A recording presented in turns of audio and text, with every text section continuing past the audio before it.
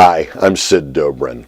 This video addresses the Responding to Visuals project that asks students to compare photographs of Gabby Sidibe and Aishwarya Rai with the images of each depicted on covers of Elle magazine.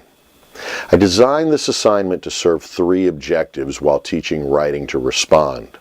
The first and most evident is to provide students with a prompt that allowed them to practice writing to respond. The second is to encourage students to think about how we respond to visual information. And third, to encourage a more critical view of visual culture. The first part of teaching this assignment is helping students locate the two Elle magazine covers, which we were not able to include in the book due to copyright and permissions restrictions. However, the covers are readily available online by simply conducting an image search for terms like Elle cover Gabby Sidibe or Elle cover Aishwarya Rai.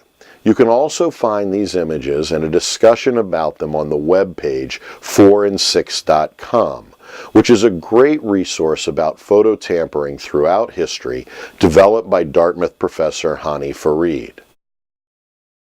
Once you and your students have been able to look at the Elle covers and compare them with other images that circulate of Sidibe and Rai, talk with your students about what it is they will be responding to. The question of whether or not Elle intentionally lightened their skin tones or not, why they might have done so, what the implications are ethically for suggesting that Elle tampered with the photos, what the situation suggests about race, and so on. That is, students will need to identify what it is they intend to respond to. Along with these discussions, I find it useful to have students use the Road to a Strong thesis in order to help them hone in on a specific claim they wish to identify in responding to the situation.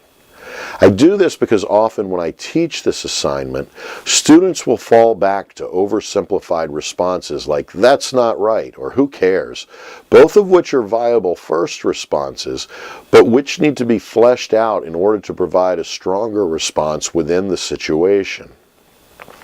To this end, I also find that it's a great assignment to encourage a guided classroom discussion about the situation. By having students collaboratively analyze the situation, perhaps even collaboratively research the situation and discuss the situation, I find that students will begin to expand the depths of their responses beyond the first response. I do, however, emphasize that simply rehashing the class discussion in their response to the assignment does not meet the requirement of the assignment. The classroom conversation is intended to help them generate ideas, not provide them with the final response. As to assessing students' responses, I do share my assessment rubric with them. I've included a copy of the Writing to Respond assessment rubric with the instructor resources for this chapter, so feel free to use that rubric or adapt it to better suit your pedagogical or curricular needs. So those are just a few thoughts about helping students get started with the Responding to Visuals assignment. Thanks for using Writing Situations, and thanks for watching.